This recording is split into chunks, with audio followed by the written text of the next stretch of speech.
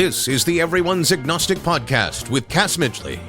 We interview people you don't know about a subject no one wants to talk about. We hope to encourage people in the process of deconstructing their faith and help curb the loneliness that accompanies it. We think the world is a better place when more people live by sight, not by faith. Please subscribe to our podcast and leave a review wherever you listen to podcasts. Also, you can support us monetarily in two easy ways. You can pledge $1 million or more through Patreon. That's patreon.com/EA podcast, or leave a lump sum donation through PayPal at our website, everyone'sagnostic.com. The smallest contribution is greatly appreciated.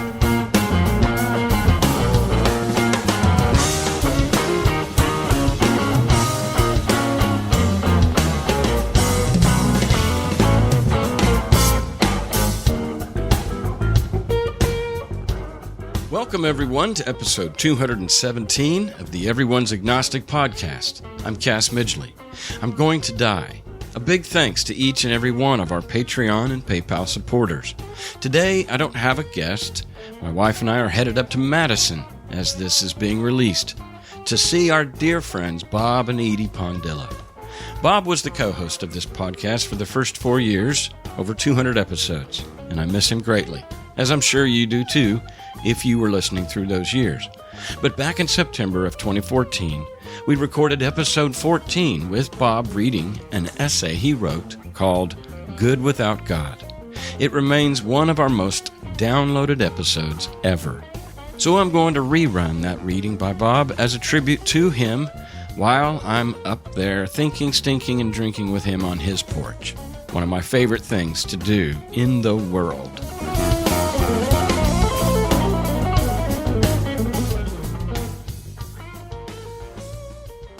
Now, before we get into that, I'm going to read an email I received this week. I get a lot of these, and they always make me feel so good, so meaningful.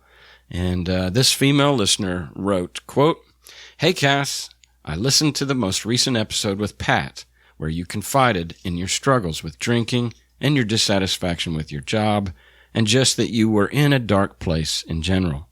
I wanted to say a couple of things to you. One, your podcast saves my life every time I listen to it.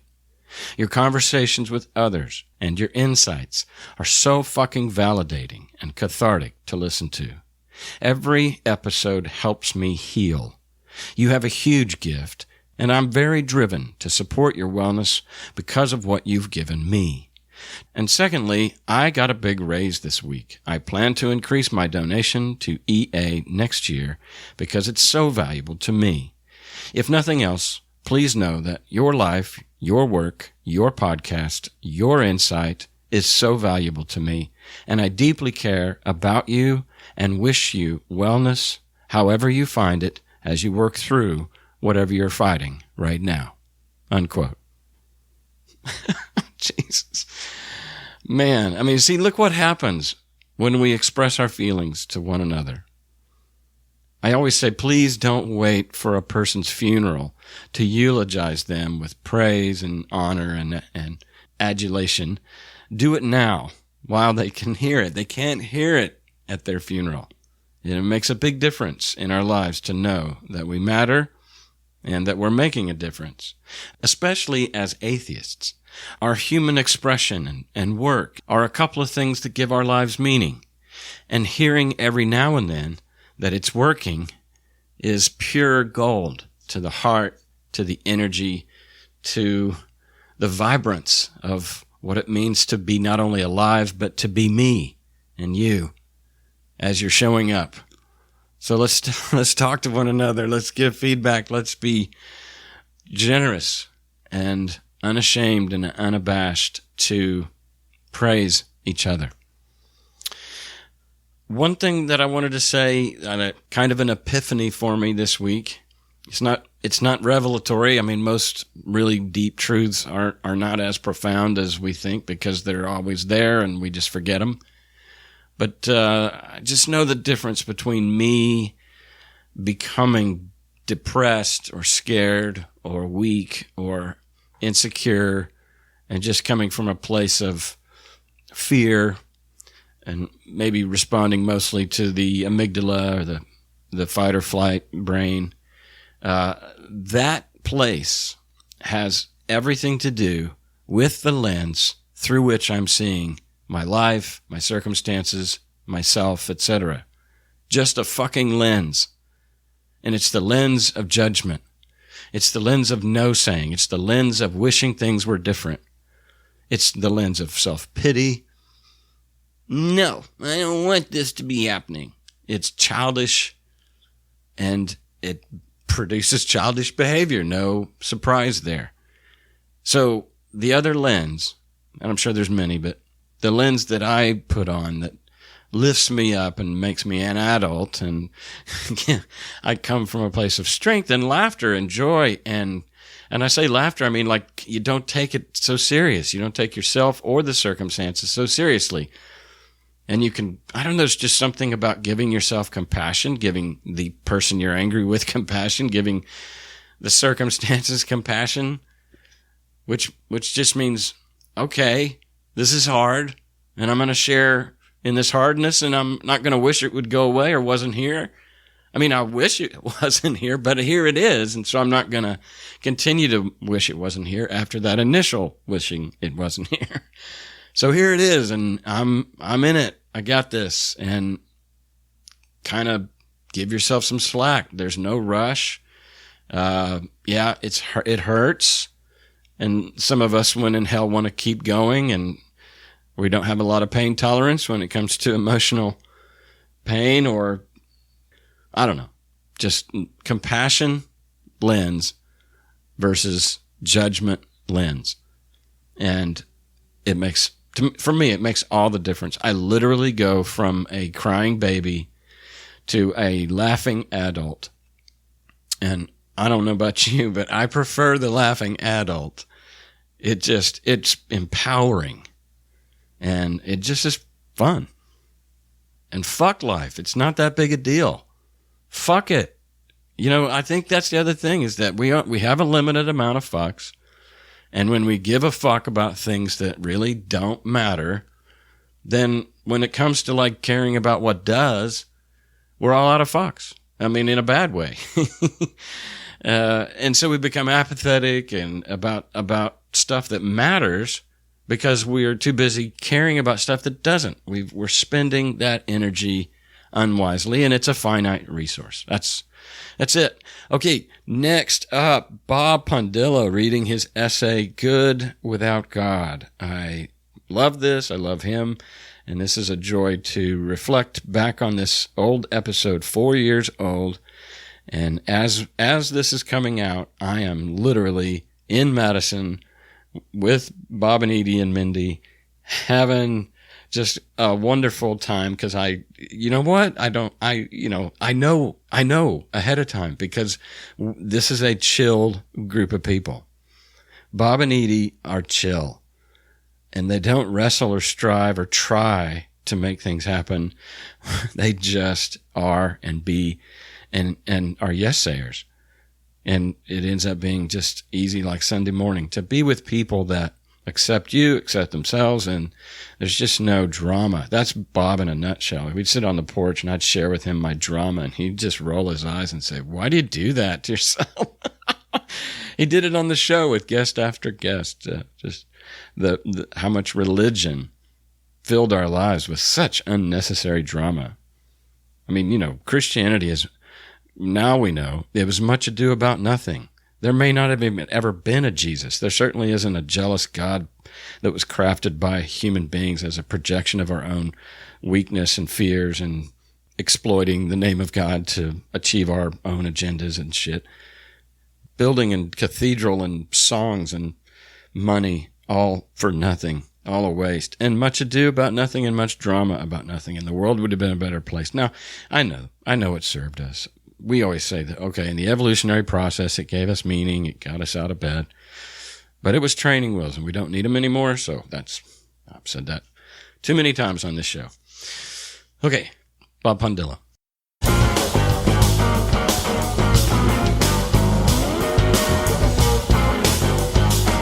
Yeah, I think that without a doubt, one of the most common notions held by people today is that morality comes from God. Right? Without a sky God who knows when you're sleeping and knows when you're awake and knows if you've been good or bad, so be good for goodness. And without the promise of heaven and the pain of hell, we'd all be robbing each other, cheating and killing each other. Let go of God, it said, and we destroy the foundation of our civilization. Now, that's some hyperbole there, isn't it? Well, I'll have to disagree, and in a few minutes I'll do my best to explain why, and then to argue that it's clearly possible, even desirable, to live a good, kind, decent, loving, ethical, and moral life by letting go of God, and to even provide a few guidelines as to how to do it. At the outset, let me say I'm a secularist, which means I'm a humanist, skeptical of the supernatural claims of religion, or I'm pretty much indifferent to it. Some call that being an apatheist. I also think that all religious considerations should be excluded from government, politics, or public education. I know, good luck with that, right, when pigs fly out my ear. But if I was king of the world, that's what I'm saying. I'm clearly then apostate, that is, one who rebels against, defects, or moves away from the supernatural dictates of established religion. The word apostate comes from the 14th century. It's late Latin and Greek. The origin is apostasia, which means one who rejects religion and stands alone. Some apostates are called heathens, which originally meant to choose. It's people in the heath, people in the farm communities and what have you, who chose or went against established religion or didn't accept conventional ways of thinking. So hello to my fellow heathens. Sometimes heathens are lumped with pagans, and there are some similarities in that pagans as well as heathens usually reject the traditional Christian sky god, but pagans often replace the Christian god with other mythic or nature-based gods and deities. Besides, the many pagan gods came way before the singular Christian god. Yeah, and I, of course, reject all gods. And while I dislike labels, I guess you'd call me a pragmatic secular humanist. I'm more interested in the reality of life right now than in the delusional notion that there's something more after we die.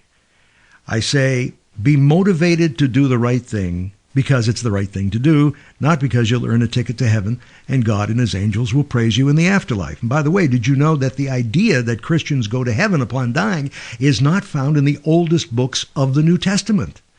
It's true. You don't find the notion of heaven in the letters of Paul and the Gospels of Mark.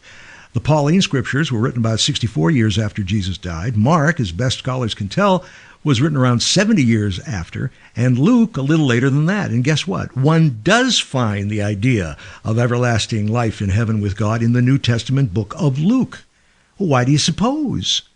Well, in his book, The Evolution of God, Robert Wright suggests that early Christianity adopted the idea of heaven from competing religions in the Roman Empire at the time.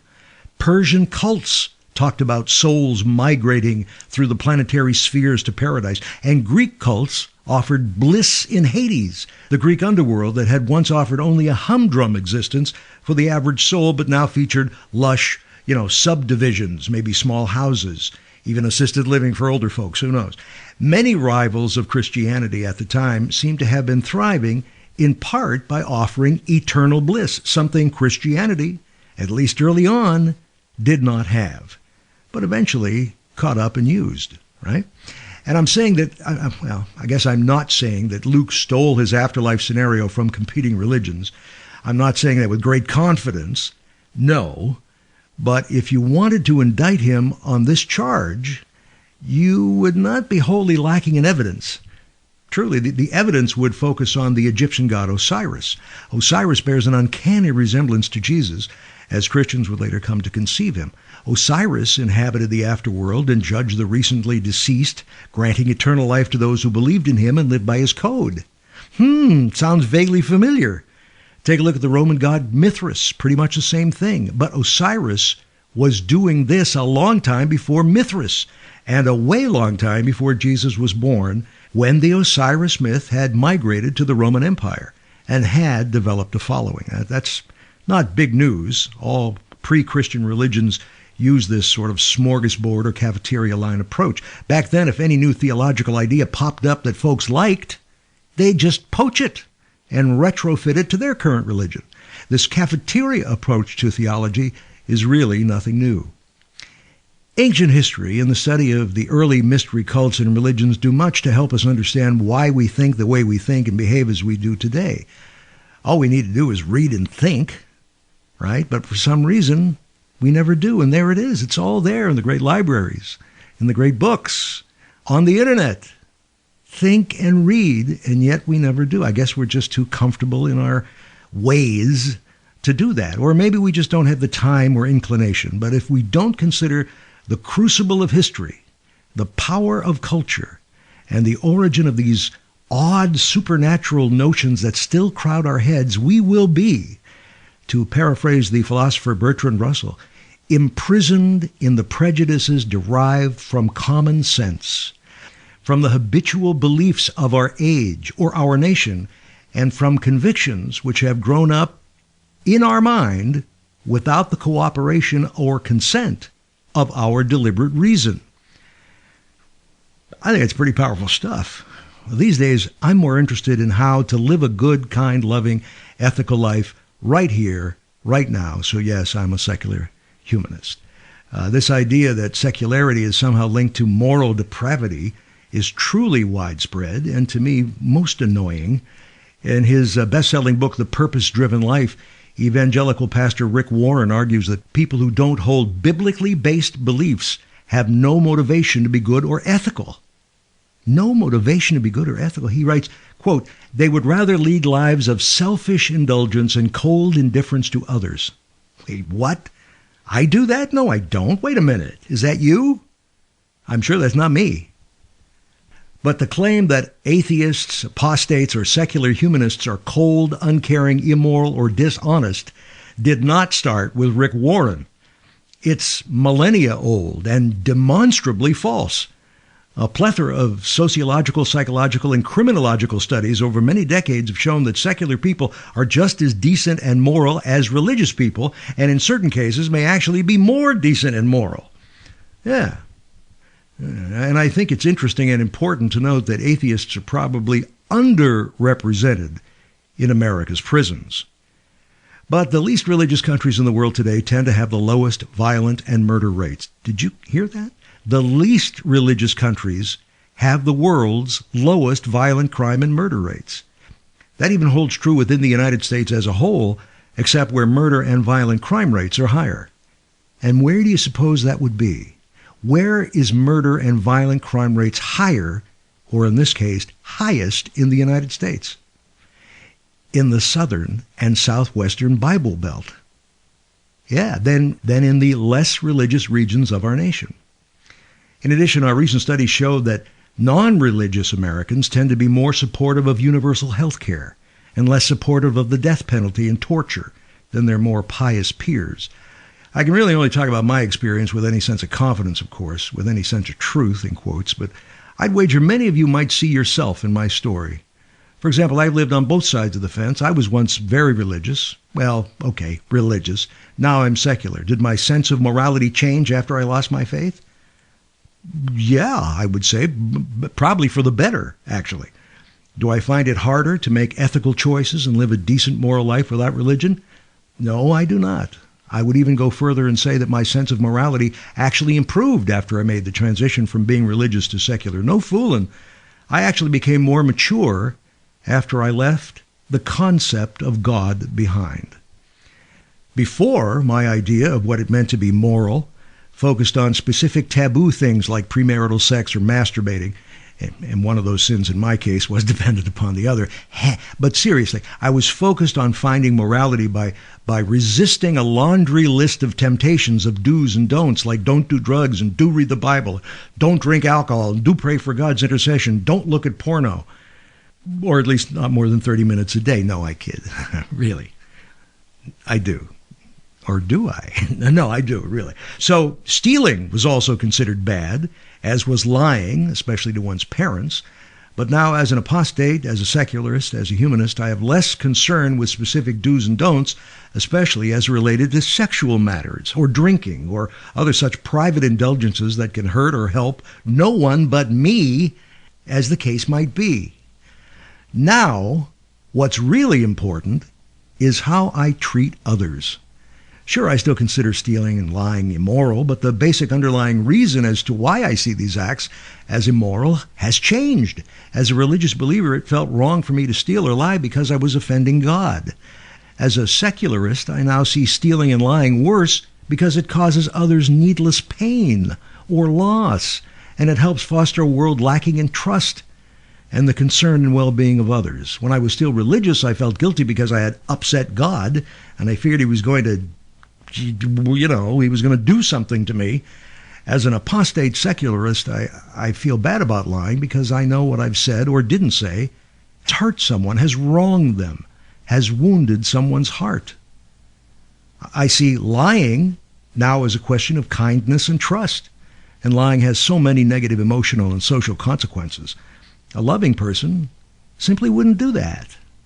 Therefore, the most basic, fundamental, and essential element of secular or apostate morality is motivation. The underlying motivation is key. While I was a believer, I was motivated to be largely good out of a sense of fear, or fear of hell, or fear of God's anger, or fear of my priest's pious rebuke. Being good and moral at that point in my life was enmeshed with obedience to God, Catholicism, and the commands of the Pope. Well, as a humanist, as an apostate, fear and obedience are no longer the principal motivations that underlie my morality. In fact, I now find such beliefs kind of creepy, narrow-minded and totally narcissistic. My apostate morality, my atheistic morality, is based upon understanding that my actions towards others have real consequences. And having genuine empathy and kind regard for other people makes the world a better place. I just don't do that. Another widespread assumption is that religion maintains a unique, privileged position because it gives our lives meaning. Just like the assertion that people need religion in order to have morals, it's often argued that people need religion in order to experience a deep and satisfying life. Well, the idea that life without supernatural belief is somehow shallow, anemic, purposeless, for me, is dead wrong. The Christian apologist C.S. Lewis wrote, "Life is empty without an abiding faith in Jesus Christ. It becomes a charade of selfishness, sexual immorality, and darkness." Really? Wow, well, not for me it doesn't. And I truly feel bad for people who think that's the case. It's just not healthy to live with or in fear of, guilt all your life. That's a depressing worldview, at least to me. Look, I see no magic, ultimate, grand, or supernaturally divine meaning to life. I don't despair over it. I know that we, you and I, me and Buddha and Rabbi Hillel and Jesus and Apostle Paul and Mohammed, each of us and all of us, are meaning-making, pattern-seeking, storytelling creatures. There's no extant meaning out there that we have to go out and seek. There's no written revelation out there. Making meaning is our job. We're hardwired to do it. That's how our brains work. We, all of us, throughout history, have made things mean. Each of us must find his or her own meaning and purpose as we live our lives. So what about death? Yeah, so what about it? Well, I don't obsess too much about death these days. I did when I practiced Catholicism, but today not so much. I approach it with a sort of a simple stoic acceptance, I suppose. It's the natural, inevitable conclusion to all life. It's the conclusion to everything, really. And afterwards, there's nothing. No heaven, no hell, and that's okay. Wow, I don't have to be so greedy that I want more life after I get done with life. You know what I mean? Yes, and it does make me feel bad that I'll never hear the voice of my mother again.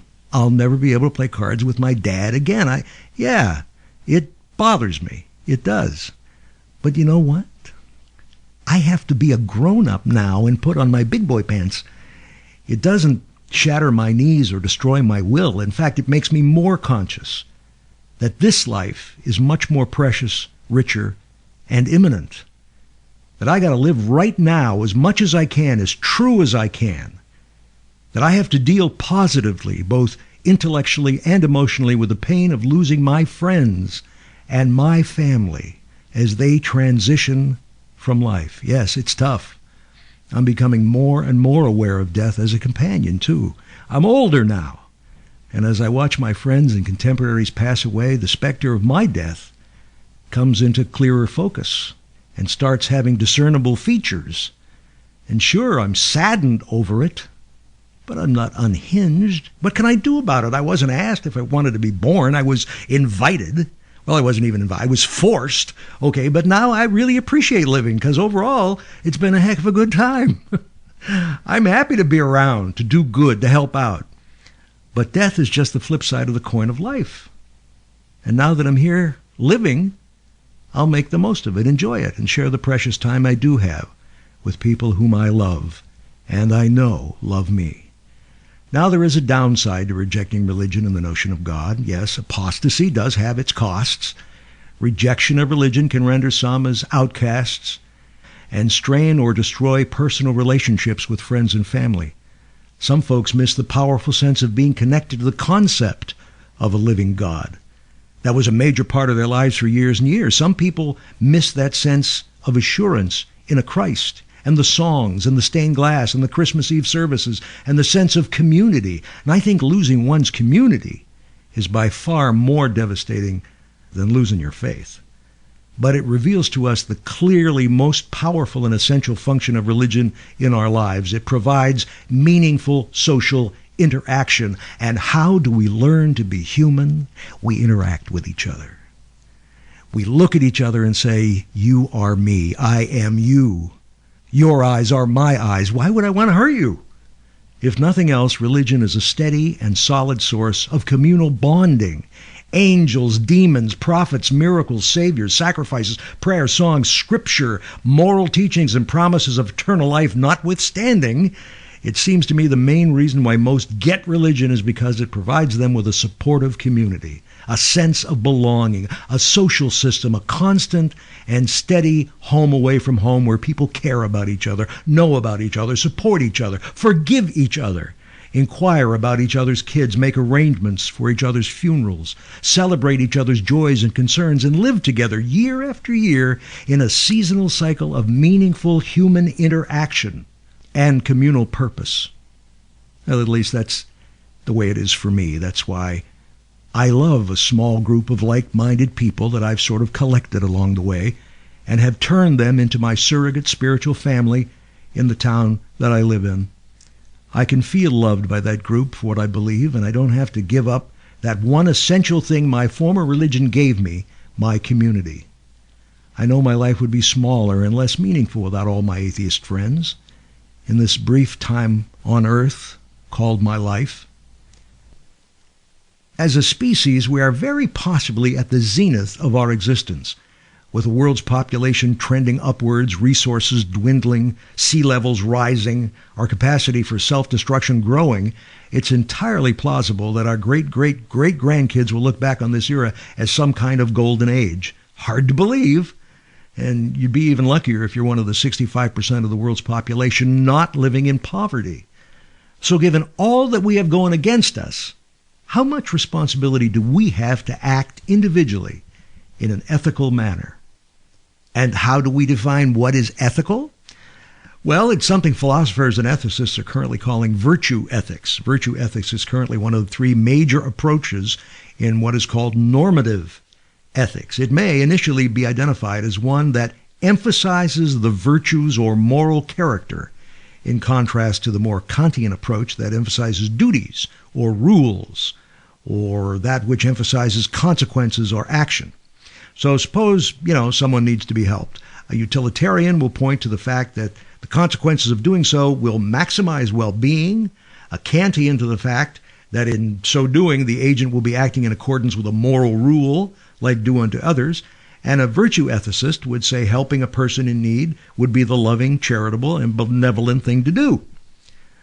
I think I'm more in the virtue ethics area. I think most self-aware folks are capable of using virtue ethics because they use it fairly consistently and they don't even realize it. They're using it now. Virtue ethics then requires us to step away from ourselves and recalibrate our mind to afford other people equal consideration. This is essentially put yourself in the other person's shoes, but on steroids. It's the golden rule writ large. It's like when the Hindus bow and say, Namaste.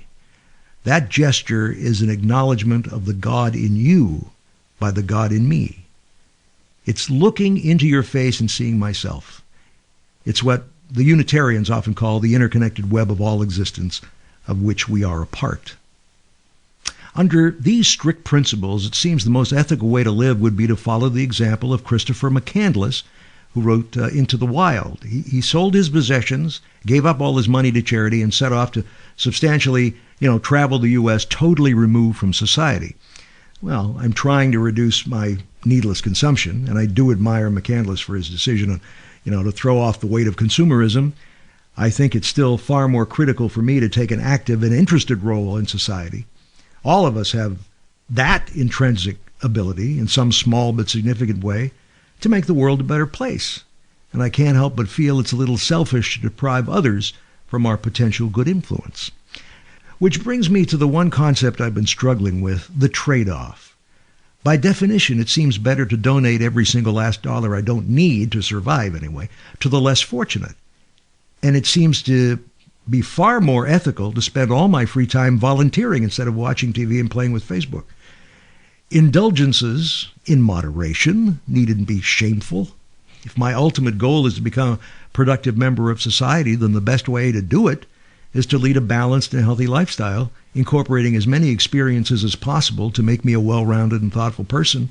In my view, this means getting plenty of rest, right? Spending time educating myself, enjoying the company of my friends, working at a job I enjoy, loving and spending time with my family, distancing myself from harmful influences. It means spending more time listening to others and willingly exposing myself to new experiences. Closed-mindedness in others and myself occasionally makes me sad. And believe it or not, there is a list of considerations I found that many wise folks say sit at the nub of how to live a good, ethical, and moral life. First, do no harm to any living thing. Second, never inflict physical or emotional pain on another human being. Third, tell the truth as you see the truth, with the understanding that truth comes with its own economic, social, political, cultural baggage, right? Fourth, take nothing except in fair exchange as a knowing gift and take no credit that you didn't earn. Keep your promises. Sixth, act as a good steward of your body, protecting it from known hazards and not exposing it to needless risk. Seventh, don't damage, destroy, or render useless any animate or inanimate object. Eighth, take no more of anything than you can use well or truly enjoy. Ninth, take good care of whatever you own or are entrusted with. Keep living things in good health and non-living things in good order. 10th, make as much as yourself and your opportunities as you can and help others make as much of themselves as they can. And 11, when you fail to live up to one of these policies, acknowledge it and make as much restitution as possible. It should come as no surprise that these 11 ideas are Buddhist notions. The essence of Buddhism is, if we can help each other, then we need to. If we can't, then at least let's refrain from harming each other. That's the essence of leading an ethical life. The Dalai Lama once said, "My religion is kindness." Yeah, I can get into that. I have a few more, too. Here's mine. 1, do more good deeds. 2, cultivate friendships with people who are both good and wise. Avoid people with unkind dispositions. Live up to the reputation to which you aspire. Number 5, when confronted with a situation that leaves you uncertain as to what to do, ask yourself the question, what's motivating me here? Number 6, look at your life from the future and strive to leave a legacy of kindness, goodness, and love. And there you go, a couple of handfuls of ways to lead an ethical life. And I bet if you really thought about it, you could find a ton more. But this presentation wasn't to be only about whether one could be good without God, because that question really needs no answer. In fact, I think I've shown today that thought needs to be rejected out of hand. Clearly, we can be good, loving people without the fear of religion or a sky god. To suggest that one can't be good without belief in God is not just an opinion, it's a prejudice. After all, would you ask, is it possible to be a good person if you're a Muslim or a Buddhist or Jewish? I mean, how would you feel if you worked for an employer that implied all gays and lesbians were immoral? Or say your daughter is planning to marry someone who claimed all Catholics were lousy, unethical human beings. That's just stinking thinking, right? But if you're an atheist, you're the one shunned. and often rejected as a social pariah. And this isn't just hypothetical. Over decades of polling, a majority of Americans have indicated negative opinions against atheists and non-believers. Even in the enlightened 21st century, half of all Americans say they would refuse to vote for a well-qualified atheist for public office. In other words, 1 out of every 2 Americans admits to being against fellow citizens whose only failing is that they don't believe in God. No other minority group in this country has been rejected out of hand by such large numbers. Yet all major studies of world religious demographics, despite a plethora of different methodologies, indicate there are somewhere around 1 billion people on this planet who define themselves as atheist, agnostic, or non-religious. And in the U.S., which we're frequently reminded is the most religious of all the world's developed nations, in the U.S., the non-religious now represent about 15%. Some studies even said 20% of the population. That's around 40 million Americans. Also, 1 in 4 young adults in the nation claims no religious preference, which may suggest a trend that says the U.S. itself may be more secular in a few more generations. So yes, it is possible to be good without God and to lead an ethical, moral, secular, and apostate life. But secular humanism is also a warning that we can't afford to wait until tomorrow or until our next life to be good, because today, the short journey we get from birth to death is all we get on this earth. Humanism rejects dependence on faith and the supernatural, divine texts, resurrection, reincarnation, or anything else for which we have no clear evidence. To put it another way, humanists believe in life before death. And it is concerned with one of the most important and essential ethical questions. What do we do once we've found purpose in life? So the point is not whether or not you believe in something, but what you believe in. And as an apostate and an ethical and moral human being, I believe and have faith in people. That's what I believe in. I believe in people. Deeply committed, without reservation, I believe in people. I have faith in people, the faith that people will eventually do the right thing after they've exhausted just about every other way to disrespect and hurt themselves, to paraphrase Winston Churchill. I believe that sooner than later, we're going to get it. We'll eventually love each other and treat each other well. That's one thing I do have faith in. And unlike believing in God, I have a lot more evidence on which to base that belief. The problem is there's also a lot of evidence to the contrary. People have been lying and cheating and hurting and killing each other, well, since forever. But I still steadfastly believe that it is in our nature to be good to each other, to nurture and love each other.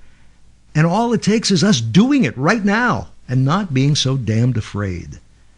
And that is how to live a good, kind, loving, and ethical life. So in that way, I guess I am a true believer.